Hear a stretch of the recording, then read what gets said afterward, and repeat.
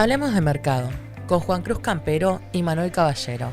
Economía y finanzas en 30 minutos. Bienvenidos una semana más a Hablemos de Mercado. Me acompaña como siempre Manu.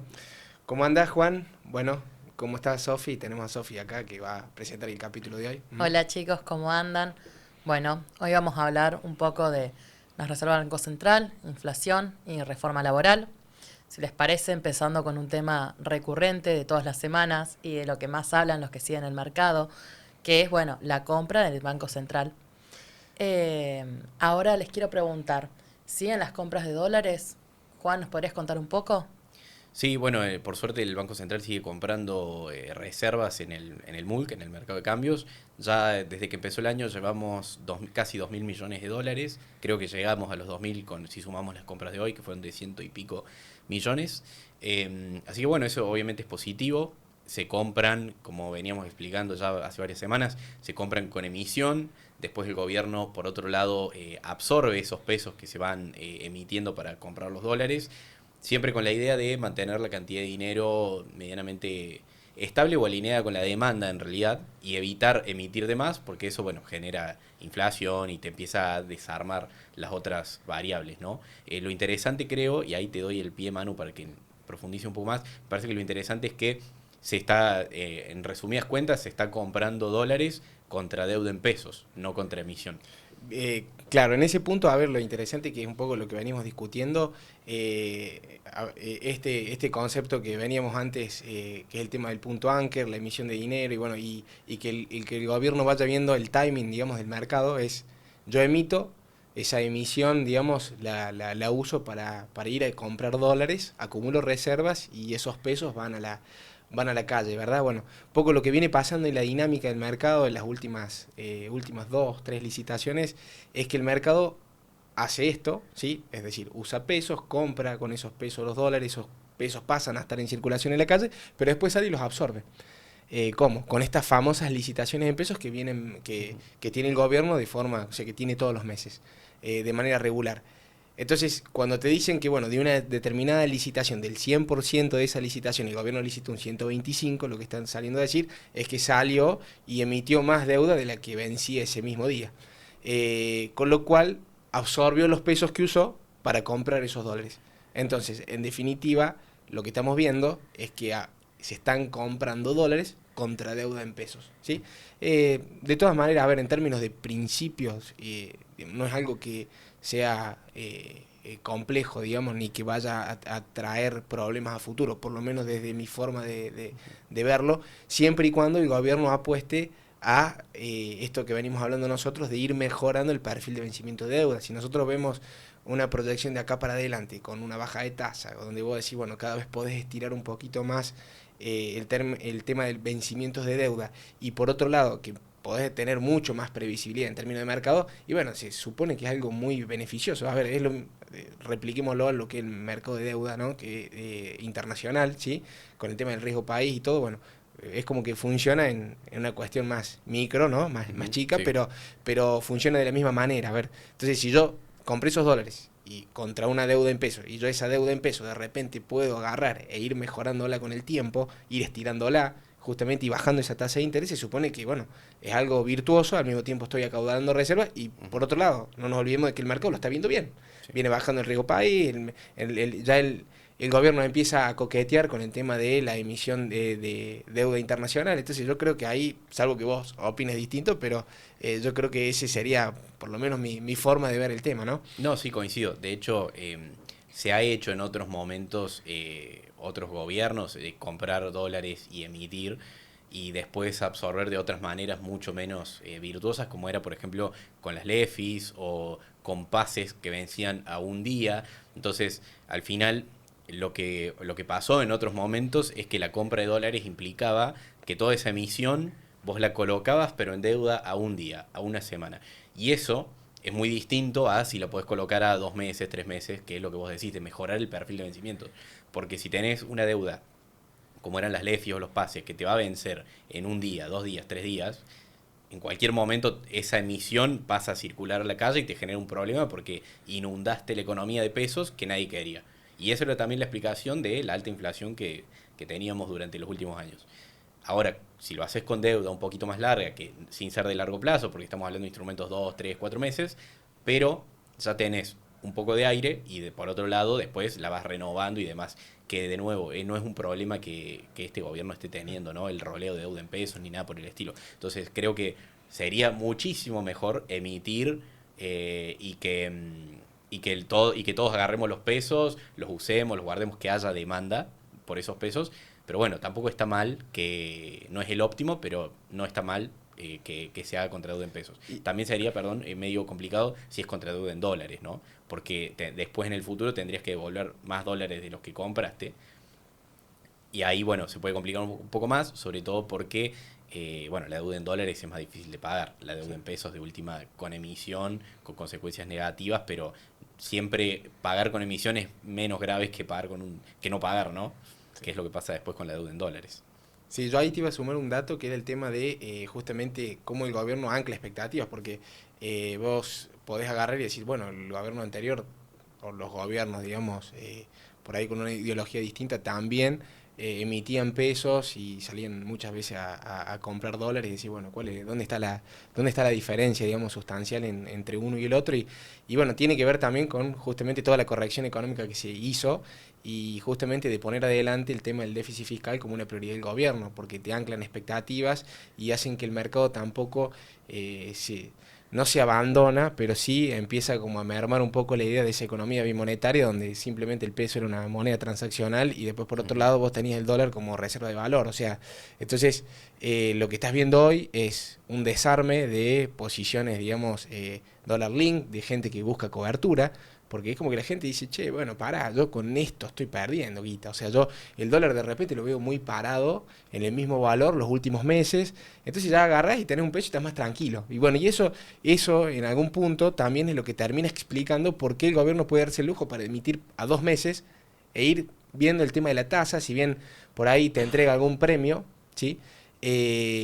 Bueno, en la última licitación no se vio ese tal premio, se vio como un mix de deuda de Tamar, deuda SER, después todo lo que tiene que ver con tasa fija, pero ¿qué es lo que te quiero significar con esto? Es que tenés también ese círculo virtuoso que se va generando en pos de un mercado que te cree. Entonces cuando el mercado te cree, cuando el mercado ve y de repente dice, che, bueno, este peso yo no tengo que salir rápido a colocarlo porque me sobraron 10 pesos y quiero ir a comprar, ¿me entendés? Dólares. Bueno, eso ya al gobierno le permite justamente manejarse con una cintura distinta. Ahora, esa cintura distinta hoy aparece gracias a esto, ¿sí? Que es esta credibilidad en el gobierno que hace por toda esa política económica y justamente por poner al frente de ese programa el déficit fiscal como una de las prioridades que tenía. De hecho, el dólar baja igual, ¿no? Pese Claro. a que el gobierno compra y baja, que es un poco esto que vos decís. El dólar al final en Argentina se mueve mucho por expectativas. Cuando el dólar sube es porque hay altos niveles de incertidumbre y de miedo, porque lo usamos como un refugio de valor. Entonces, cuando tenés un gobierno que compra y que empieza a mejorar reservas y empieza a mejorar el respaldo que tienen los pesos, es decir, indirectamente el peso se empieza a fortalecer. Y eso es lo que explica también que el dólar baje pese a que hay alguien tan grande como el gobierno comprando, ¿no? Mano, te consulto, si el gobierno está tomando deuda, aunque sea en pesos, ¿eso no nos puede generar un problema futuro? Las crisis de deuda son bastante recurrentes en la historia argentina. En función de lo que venimos hablando hasta recién, lo que implica deuda en pesos, ¿sí? Con un programa económico como el que tiene el gobierno actual, no tendría por qué generarle un problema, digamos, a futuro, siempre y cuando se maneje con estos parámetros que decimos nosotros. Es decir, che, credibilidad, ¿sí? Por otro lado, una demanda de pesos genuina, por otro lado, en términos del agente económico, ¿no? Y que, por otro lado, ves un desarme muy fuerte en lo que tiene que ver con posiciones de cobertura. El mercado, lo que quiero decir con esto es, el mercado ahorita no está buscando dolarizarse de una forma desesperada, ¿sí? Porque un poco, a ver, toda la regulación que nosotros teníamos en términos macroprudenciales y control de capitales tenía que ver con esto, con un mercado que decía, che, yo no creo en esto. Porque este programa a mí no me convence, esto en algún momento se va a estrolar. O no te convencía el resultado electoral, que fue la última, digamos, el último golpe que tuvimos venía por ese lado. Por ese lado, que de hecho, a ver, y y es un poco un concepto que nosotros lo hablamos mucho el año pasado, se puso mucho en valor, e inclusive en muchos economistas y gente también del sector financiero, el tema de las expectativas, de cómo juegan un rol preponderante, porque vos podés tener un programa económico extremadamente bien planteado, donde justamente tengas las variables muy claras en términos de lo que implica, no sé, en materia fiscal, materia monetaria, cambiaria, pero si vos no tenés las expectativas a tu favor, ¿sí? Y el mercado te va a dar vuelta, más en un mercado como el nuestro, en una economía también que es emergente, que está muy propensa a cualquier shock, digamos, externo que se pudiera generar, pero el principal problema nosotros muchas veces lo tenemos es interno. Son menos la cantidad de veces que tenemos problemas justamente debido a factores externos que los que nosotros mismos somos los que nos socavamos el piso. Pero bueno, con cierta razón, ¿sí? ¿No? La historia yo creo que ahí es como que nos da.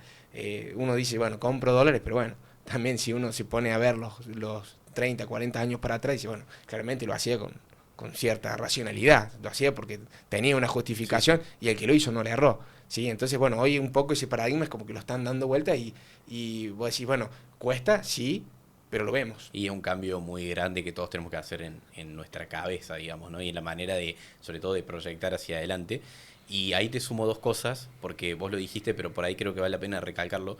Todo esto, el sustento de que la deuda en pesos no sea un problema, pese a que se emita nueva deuda, hay dos. Primero, que no hay mucha deuda en pesos. La deuda en pesos en manos del sector privado, medidas como porcentaje del PBI, es un 15%. O sea que es poco. Y después, por otro lado, es fundamental lo que vos decías, superávit fiscal. Porque si tenés superávit fiscal, significa que vos como gobierno tenés más plata que la que necesitas gastar, ya sea en tus gastos corrientes y en tus pagos de deuda. O sea que te sobra plata. No deberías tener un problema para pagar porque tenés superávit fiscal. Esa es la pata clave para que todo esto funcione, y por eso también creo que el gobierno hace muy bien en defenderla tanto, ¿no? Esta semana salió el dato de inflación, está en un 2,9%. ¿Qué opinas sobre eso? Bueno, fue 2,9, viene ya subiendo hace varios meses ya, pero ahí importante destacar que tenés un 5,7% de inflación en estacionales. Son bienes y servicios que se consumen solamente en esta época del año, o que bueno, después en alguna otra época del año puede que haya alta demanda, pero es como medio excepcional, ¿no? Por ejemplo, todo lo que es hoteles, restaurantes, ese tipo de servicios, porque bueno, hay mucha gente vacacionando, ¿no? Entonces eso te tira el promedio un poquito para arriba, pero bueno, tampoco es que el número fue bueno, pero no diría que fue malo justamente por esto.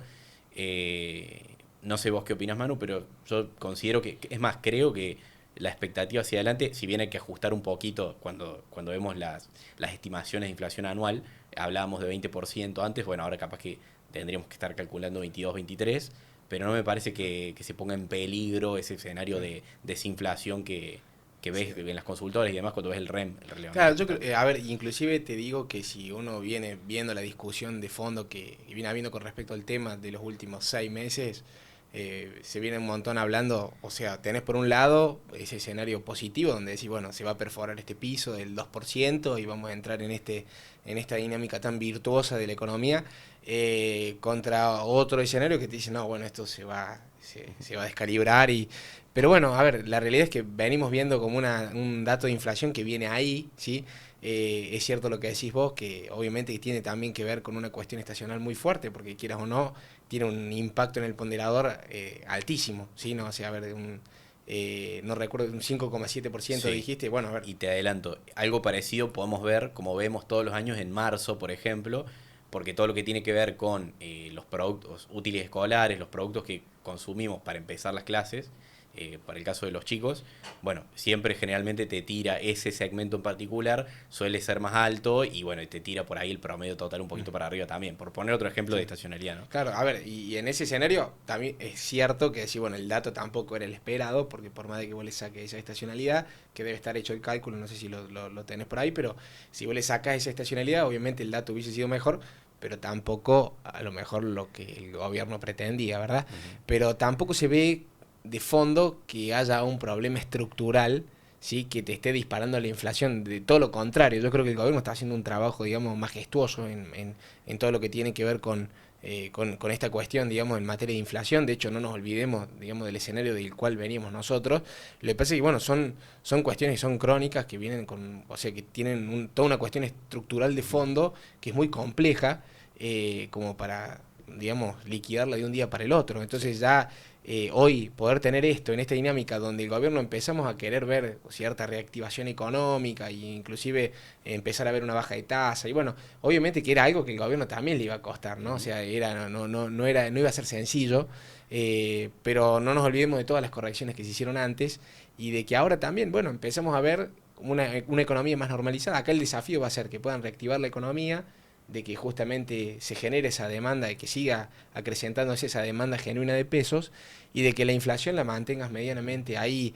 ¿Cuál es el dato positivo de todo esto? Y bueno, que tenés un dólar que está extremadamente planchado, por más de que tengas una inflación que te corre, como este mes, el 2,9, que vamos a decir no está corriendo el 2,9, es más bajo el dato, pero de todas maneras, a ver, y tenés una inflación, un tipo de cambio del otro lado que lo tenés ahí, lo tenés domado. Entonces, ¿eso qué implica? Bueno, eso es un dato que yo no lo descartaría. ¿Por qué? Porque si me tengo que parar de acá para los próximos meses, yo le voy a dar más pelota a ese dato, a ese valor, que al dato de inflación de hoy. Sí, sí, de hecho, lo que vos decías recién, porque nosotros siempre miramos mucho lo que es la emisión, si se emite o no, y el gobierno de su lado está haciendo lo posible, que es absorber lo que emitís, tratando de pegarle al número de demanda de dinero, que no es medible y que es muy difícil de estimar, pero después queda la otra pata de la demanda, ¿no? Que es lo que hace que también la política monetaria y económica en general sea difícil, porque vos trabajás sobre uno de los lados, que es la oferta de dinero. Después, la demanda depende de todos nosotros. Entonces, vos como gobierno no la controlás. Entonces, bueno, puede que la desinflación te cueste más, te cueste menos, que se dé en un momento que vos no esperás, porque depende de los actores individuales. Y después, para sumar otro dato, veía creo que en Twitter, bueno, X, Damián Pierri, que mostraba un estudio donde eh, veía que hay un cambio de dinámica en la economía a partir del 3,5% de inflación. Creo que por ahí, si nos basamos en esto, ese sería el número a monitorear, digamos, el número en que decís, che, está andando todo mal y el plan peligra, sería a través de por encima de 3,5% mensual de inflación. Concretamente porque lo que él mostraba en este estudio es que a partir del 3,5 la gente remarca los precios más rápido. Y ahí es cuando ya te cambia toda la dinámica económica, porque empezás a remarcar precios mucho más rápido. Hace que la tasa de interés, ya es un poco más técnico, pero hace que la tasa de interés, que es la herramienta que vos como Banco Central tenés para controlar la inflación, ya no es tan efectivo ese mecanismo. Y ahí es cuando tenés que recurrir a medidas más extremas. Típico caso, que lo vimos justamente en este plan económico, es las famosas tres anclas, ¿no? Ya no te basta con controlar cantidad de dinero, tasa de interés, necesitas, por ejemplo, como fue el ancla cambiaria, además el ancla monetaria, el ancla cambiaria y el ancla fiscal. Bueno, todo eso, si lo vemos justamente un poco con esta lupa, durante el último tiempo, como la inflación está bastante por debajo de eso, aunque ahora ya ha rebotado un poco, te permitió relajar las anclas, ¿no? Relajar el ancla, la fiscal no, se mantiene rígida, pero sí la monetaria, porque vimos algo de emisión, se empezó a relajar un poco en su momento, después, bueno, son los idas y vueltas, ¿no? Por ahí absorbes, por ahí emitís, pero es un poco más flexible en ese sentido, y después también es más flexible el ancla cambiaria también, ¿no? Saliste del cepo, cambiaste las bandas, bueno, todo ese tipo de cosas que creo que está bueno para tenerlo. Son estudios, obviamente no es que 3,51, explotó todo. Como un termómetro, vamos a pero decir, un buen ¿no? termómetro, creo, para saber en qué número nos tenemos que empezar a preocupar. Sorprende que rubros como ropa y calzado siguen marcando deflación. También es una dinámica que lleva varios meses y es un sector que está complicado. ¿Es un problema de competitividad? Sí, sí, en buena parte sí, ¿no? Porque tenés que bajar los precios para vender, porque si se abren las importaciones hay productos iguales, mejor calidad, mejor precio, o iguales a mejor precio, entonces... Sí, quieras o no, es un sector que venía sostenido, digamos, también un poco por la dinámica del manejo de la política económica que se venía haciendo, donde tenías una economía cerrada, donde obviamente todo entraba con impuestos, con un recargo y con un precio muy, muy diferente al que paga el resto del mundo. Entonces, bueno, ahí se entra como en una discusión muy, muy caldeada, porque de hecho por ahí se ve en los medios todo ese tipo de discusiones, y el otro día creo que, no me acuerdo si era Adornia o Caputo, digamos, que lo habían agarrado con el tema, pero a ver, la realidad es que sí, se estaba pagando mucho más cara la ropa. Sí, de hecho, a ver, si uno va a la diaria, a la dinámica diaria, compra una prenda de ropa en Argentina, una zapatilla, es algo que uno lo compra como un bien de lujo. O sea, ahí lo paga con tarjeta de crédito, en 12 cuotas. Y bueno, si uno se va a otra parte del mundo y ve cómo lo hacen, es bastante diferente a como nosotros Vamos a un acostumbramos a hacerlo. outlet y empezás a agarrar todas las ofertas que Compran encontrás. 3 pares de zapatillas, o sea, es muy distinto y bueno, también tiene que ver con eso, tiene que ver también con la composición del gasto, obviamente que es muy diferente a cómo funciona el resto del mundo con respecto a acá, o sea, es cierto también que todo lo que tiene que ver con los insumos básicos, digamos, para lo cotidiano es bastante más caro, ¿sí? En términos de composición de gasto familiar es mucho más alto, ¿sí? El comer, el alquilar una casa o lo que fuera, pagar servicios.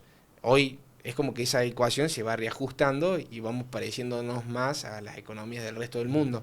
Muy progresivo igual. Muy Porque va a haber alguien que va a progresivo. decir, pero si el mes que viene Sí, sí, estamos sí. igual. Y sí, es progresivo Eh, porque viene de abrir la Años. economía y que los precios locales se arbitran contra los Tal cual. del exterior y eso es lento, ¿no? Y es cierto, obviamente, que, a ver, si nos vamos al sector particular, sobre todo el textil, que es el más golpeado, y bueno, sí, obviamente que les generó, o sea, les cambió al 100% las reglas de juego y los obliga hoy a competir con el resto del mundo. Ahora, donde yo digo que debería estar puesto a lo mejor el foco, que el gobierno lo está haciendo. Lo que pasa es que son procesos y que generalmente son largos y en el medio, obviamente, que tienen un costo, pero yo me concentraría a lo mejor en generar las condiciones para que este productor textil argentino tenga las mismas condiciones que tiene un chino. A ver, es imposible, Ujú. ¿no? Porque convengamos que la dinámica de la economía china es muy distinta, pero por lo menos que tenga las mismas reglas de juego que el resto de las economías del Sí, mundo. que por ahí Eh, hacer lo que vos puedas hacer, por ejemplo, recortar los gastos, claro, ya sea de impuestos, que el principal gasto, ingresos brutos es,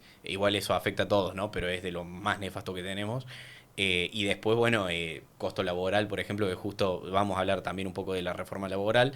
eh, Tratar de disminuir los costos, como vos decías, es imposible que llegues al mismo nivel de competitividad porque los países tienen ventajas para hacer ciertas cosas en base a los recursos que tienen, la gente que tienen. Entonces, es muy difícil que tener la productividad, por ejemplo, en ciertas fábricas, la misma productividad que sí. China, muy difícil, o que países del sudeste asiático en general, como también es difícil para otros países tener la competitividad que nosotros tenemos en el agro, ahora en vaca muerta. Entonces uno se tiene que adaptar a lo que es bueno haciendo. Ahora, la realidad es que en Argentina también tenemos el problema de que somos buenos en industrias que no contratan tanta gente como son en las que somos malos, Sí. ¿no? Que es la discusión de siempre de, no, defendamos la industria porque genera empleo. El problema es que produce esto que decimos, ¿no? Bienes súper caros, tenés que cerrar la Sí. economía. O sea, son industrias que funcionan en una economía cerrada porque no compiten contra el resto del mundo, que es mejor, y a su vez eso produce salarios bajos en dólares, como hemos visto en los últimos años. Entonces ahí tenés un trade-off, es difícil regular, pero bueno, lo que podés hacer es lo que decíamos recién, tratar de no vas a ser competitivo ese sector, podés ayudarlo, Sí. obviamente, pero yo no creo que podamos, No, que se podés pueda aplicarle sostener mucho. políticas de promoción y todo, o sea, a sabiendas de esta situación, porque inclusive todos los gobiernos funcionan así. Eh, pero por otro lado, sí por lo menos generarle mínimamente condiciones que sean, no te digo iguales, pero que se acerquen, que sean parecidas. A ver, si uno compara la carga impositiva y el costo laboral de una compañía local versus una compañía, sí, productora en cualquier otra Cualquier parte país. del mundo, y la verdad que, sí, bueno, claro, o sea, a ver, el problema está en que estamos cerrados o el problema es, o sea, ¿cuál es el verdadero problema del productor Ujú. textil argentino? En realidad es, che, mirá, yo tengo esto, y sumado a eso también te genera esto de decir, bueno, el que logra, digamos, levantar la cabeza con estas condiciones, bueno, después por otro lado tiene este doble problema que yo te las cambio y bueno, y vos te quedaste con un paquete a lo mejor de 1.500 empleados que vos tenés que ver cómo solucionarlo. Y ahí, bueno, también se entiende un poco lo que plantea el otro lado del Ujú. mostrador, que es una realidad y que, bueno, va a existir y no creo que sea el único sector que lo vaya a sentir. No, hay varios y Es también es el desafío, ¿no? el desafío. Reconvertir nuestra estructura que funciona en economía cerrada, salarios bajos en dólares, restricciones por todos lados, reconvertirnos a un país inserto en la economía mundial, en el comercio mundial y que al medio tenés que lograr que esa transición entre los dos modelos sea lo menos dolorosa posible en términos de empleo y demás, que no es, no es fácil, pero bueno, me parece que es un camino que necesariamente tenemos que andar. Si querés crecer, para crecer tenés que comerciar con el mundo y nadie te va a comprar algo que vos le cobres caro, es decir, algo en lo que no seas competitivo. Después, ¿cómo lo solucionamos? Bueno, necesitamos de muchos expertos pensando cómo hacerlo y sobre todo también mucha muñeca, ¿no? Después a la hora de elaborar políticas, pero bueno, creo que ese es el camino y también va a ser la discusión de paso, creo que, y ojalá sea también la discusión que vamos a tener los próximos meses, porque a medida que empezamos a salir del corto plazo de inflación, dólar, y todo este tipo de cosas, a medida que nos vamos saliendo de eso, ya podemos empezar a mirar como país el crecimiento económico y podemos, y ya lo estamos haciendo, empezar a discutir cómo queremos crecer, empezar a hablar de empleo, de distribución de riqueza, que es algo que tanto nos gusta discutir a los argentinos, pero eso, fíjate que pese a que sean problemas, es muy diferente a todavía seguir discutiendo una inflación, si llegamos o no a una hiper, y si el dólar se va o no se va a X precio, ¿no? Es un problema, pero creo que nos marca que de a poquito vamos por el buen camino, ¿no? Vamos cambiando los problemas. Para cerrar, les quería preguntar sobre Estados Unidos.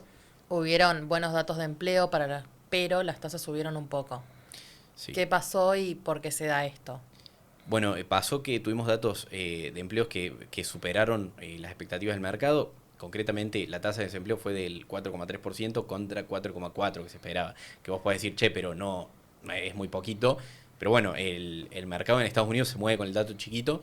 Y aparte, sobre todo, tuvimos mucha creación de empleo. Tuvimos 130.000 empleos nuevos contra más o menos 65.000 que se esperaban. Entonces, nos da la pauta de que el mercado laboral se está estabilizando bastante bien en Estados Unidos.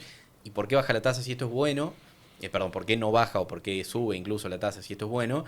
Porque el mercado esperaba que la Fed bajara más la tasa justamente para sostener actividad, mejorar el nivel de empleo.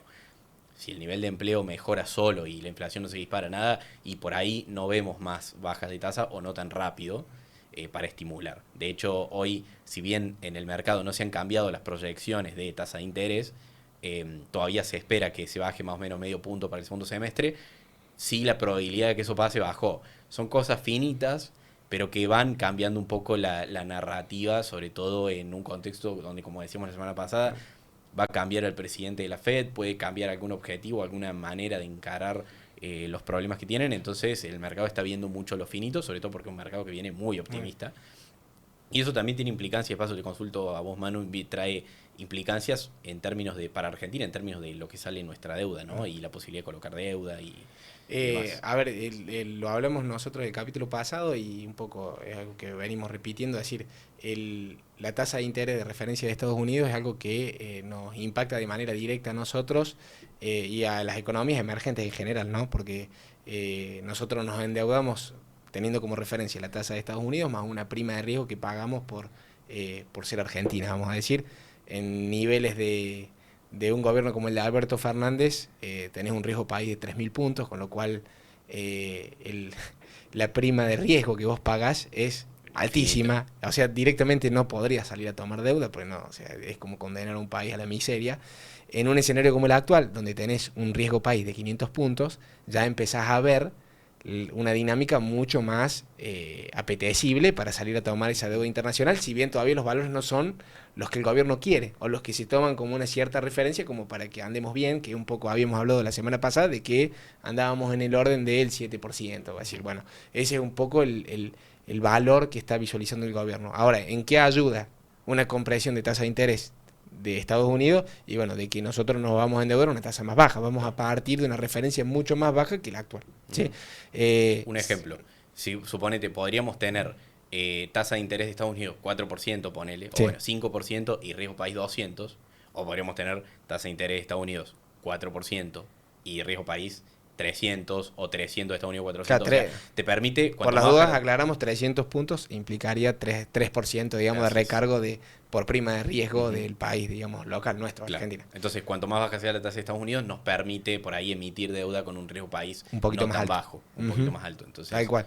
Va por ese lado. Y después, bueno, antes de que nos vayamos, estaba un tema que me pareció que era interesante hoy, y un poco también hablando de esta dinámica del todo el sector textil, es lo que tenía que ver con la media sanción que se le dio al tema de la reforma laboral. Sí. que era algo que venía como, estaba en agenda y puede no parecer tan relevante en esta dinámica de todo lo que uno habla, pero sí, es extremadamente relevante porque justamente lo que hace es cambiar las reglas de juego en esta dinámica de crecimiento económico, que es un poco lo que viene buscando el gobierno, ¿sí? Entonces, el tema de la reforma laboral era algo que estaba en agenda y que se tenía que hacer. Y obviamente que uno ve, y inclusive nosotros en la actividad profesional nos ha pasado a decir, bueno, si uno tiene que cuantificar hoy en términos de costo laboral, ¿sí?, lo que implica un empleado para una compañía, ese valor se ha acrecentado de una forma bastante interesante, ¿no?